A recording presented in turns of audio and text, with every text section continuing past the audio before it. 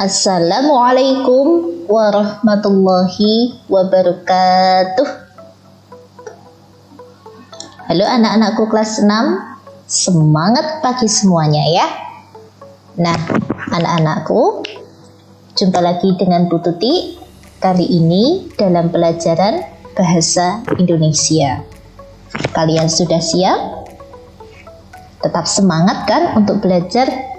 Nah, siapkan dulu buku paket kalian dan buku tulis kalian. Nah, anak-anak, di pembelajaran yang lalu kita sudah mengenal beberapa kata baku.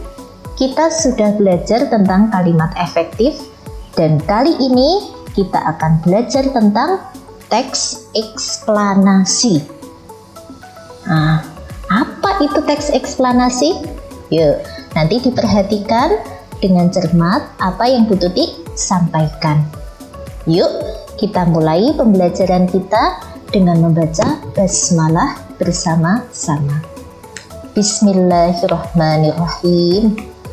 Semoga dengan pembacaan basmalah tadi kita diberi kemudahan untuk belajar. Nah, anak-anak, apa sih teks eksplanasi itu?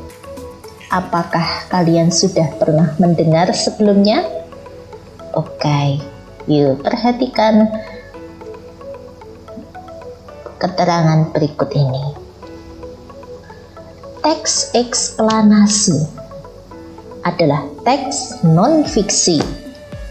Masih ingat teks non-fiksi anak-anak?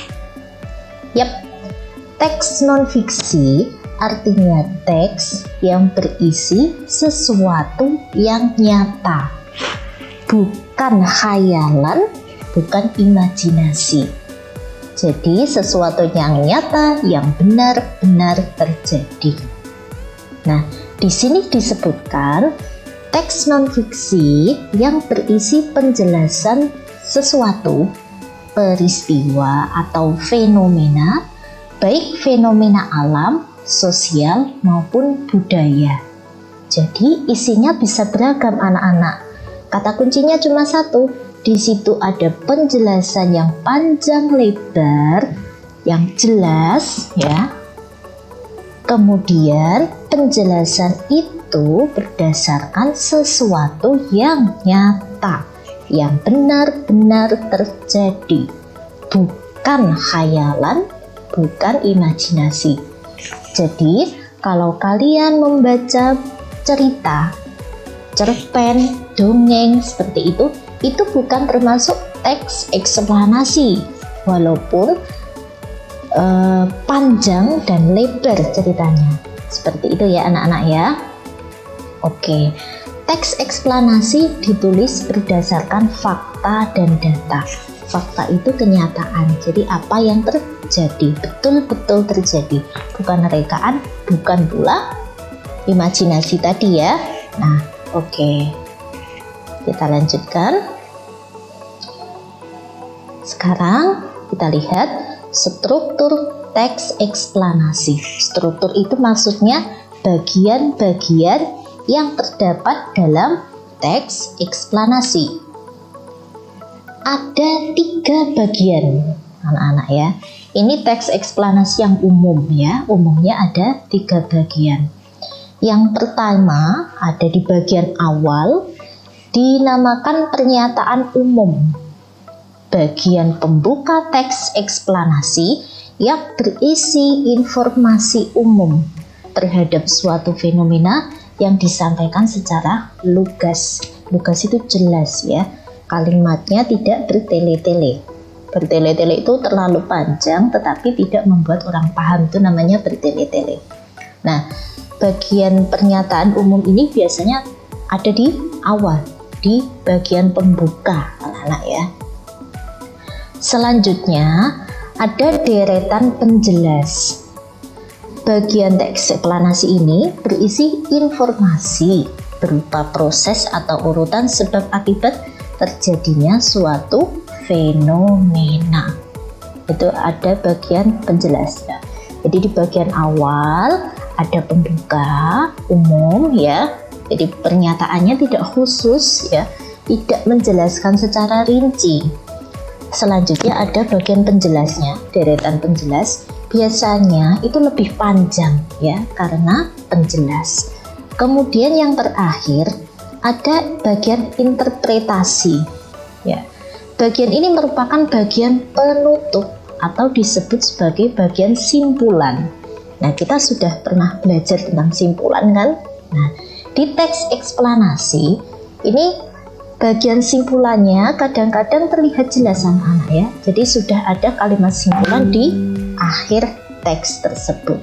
Nah, simpulan ini berisi tanggapan dari si penulis, jadi pendapat terhadap pernyataan atau hal-hal yang dijelaskan dalam teks. Nah, ini adalah struktur teks eksplanasi pada umumnya. Nanti kita akan menemukan beragam teks eksplanasi. Bisa jadi ada pernyataan umum tetapi tidak ada interpretasi. Ada interpretasi tetapi tidak ada pernyataan umum. Itu ada beberapa yang seperti itu. Yang pasti dalam teks eksplanasi ada deretan penjelas. Nah, jadi yang di sini yang paling intinya ada dalam deretan penjelasnya ya. Dari penjelas, eksplanasi itu adalah penjelasan semacam itu anak-anak. Yuk, mari kita lihat ada contoh anak-anak. Tutik bacakan dulu. Siapa penemu golongan darah manusia? Oke. Dahulu manusia mengira bahwa darah mereka sama. Ketika manusia mengenal teknologi tentang transfusi atau pemindahan darah, mereka sadar bahwa darah dalam tubuh setiap orang berbeda. Ternyata di dalam sel darah manusia ada sebuah tanda antigen yang bisa dikenali oleh kekebalan tubuh. Jika ada zat asing, kekebalan tubuh akan melawan. Begitu pula jika ada golongan darah lain yang masuk ke dalam tubuh dan tidak sesuai dengan golongan darah kita. Penemu golongan darah manusia adalah Karl Landsteiner yang berprofesi sebagai seorang peneliti. Golongan darah manusia dibedakan menjadi beberapa jenis, yaitu A, B, AB, dan O. Bahkan, darah masih dibagi lagi berdasarkan resusnya, yaitu resus positif dan resus negatif. Oleh karena itu, transfusi darah tidak dapat dilakukan sembarangan. Hal itu disebabkan tubuh manusia tidak dapat menerima transfusi dari golongan darah yang berbeda. Oke anak-anak, kalian amati di paragraf ini. Ini adalah contoh teks eksplanasi dengan struktur yang urut dan lengkap. Jadi di sini kita melihat ada pernyataan umum. Jadi untuk membuka ya, pernyataan umum. Dahulu manusia mengira bahwa darah mereka sama. Ketika manusia mengenal teknologi tentang transfusi atau pemindahan darah, mereka sadar bahwa darah dalam tubuh setiap orang berbeda. Jadi pernyataan umum di sini ada di paragraf pertama, tetapi tidak keseluruhan paragraf, tidak keseluruhan kalimat, tidak keseluruhan kalimat. Jadi pernyataan umum ada di dua kalimat awal. Jadi sebelum membicarakan tentang golongan darah manusia, tentang penemu golongan darah manusia, diawali dulu tentang sejarah ya, sejarah masa lalunya ya. Jadi dulunya orang-orang mengira darah mereka sama. Ini pernyataan umumnya didukung dengan pernyataan yang kedua, kalimat yang kedua. Nah, setelah itu ada bagian penjelas. Deretan penjelas di sini kita lihat diawali dari kalimat yang ketiga. Di sini sudah dijelaskan dengan rinci tentang adanya sel darah manusia. Ini ya, ada sebuah tanda antigen yang bisa dikenali oleh kekebalan tubuh. Nah, kemudian membicarakan tentang golongan darah, baru kemudian ini ada penemu golongan darah, kemudian dibagi lagi menjadi rhesus positif dan rhesus negatif. Jadi dalam penjelasan ini dijelaskan satu persatu dengan rinci. Itu deretan penjelas. Seperti itu ya anak-anak ya. Nah, berikutnya bagian yang terakhir adalah interpretasi. Dalam interpretasi ini ada pendapat dari penulis, ya, simpulan.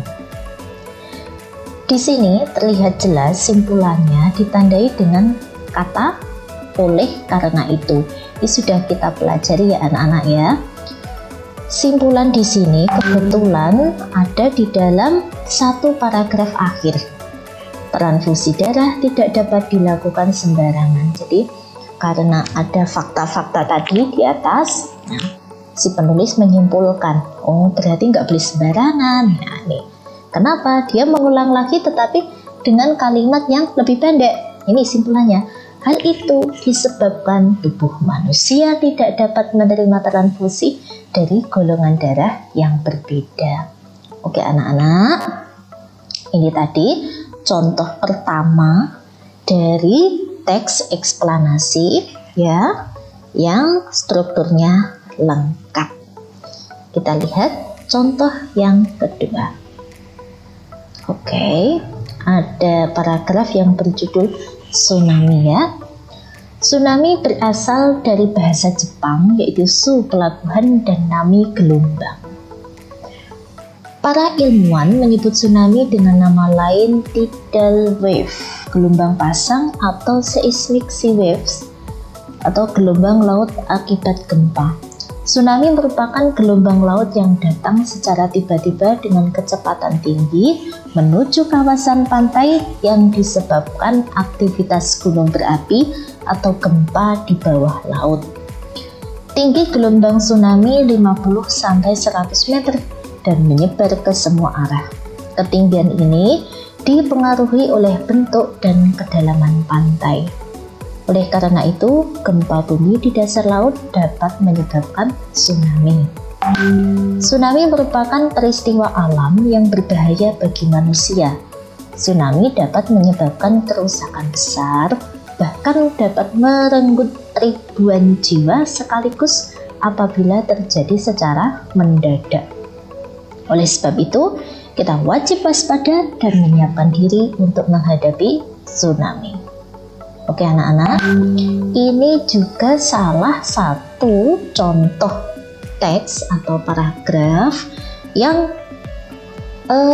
memiliki struktur yang lengkap, struktur teks eksplanasi yang lengkap.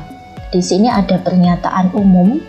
Pertama dibuka dengan kata tsunami. Jadi dia menyatakan tsunami itu berasal dari bahasa Jepang. Jadi untuk membuka paragrafnya. Kemudian dijelaskan di kalimat berikutnya. Jadi ketika masuk ke kalimat kedua, ini sudah masuk deretan penjelasan anak-anak ya. Karena di sini disebutkan ada nama lainnya, kemudian pengertian dari tsunami ya. Kemudian ini ada tinggi gelombangnya, seperti itu. Kemudian bagaimana dampaknya. Nah, ini ada di deretan penjelas. Selanjutnya untuk interpretasinya di sini ada di kalimat paling akhir. Nah, ini juga simpulan ya, interpretasi atau simpulan dari si penulis. Di sini disebutkan oleh sebab itu. Nah, ini kata penanda simpulannya ada di sini. Oleh sebab itu, kita wajib waspada dan menyiapkan diri untuk menghadapi tsunami. Nah, anak-anak, ini adalah contoh yang kedua dari teks eksplanasi dengan struktur yang lengkap. Oke, bagaimana? Cukup mudah bukan?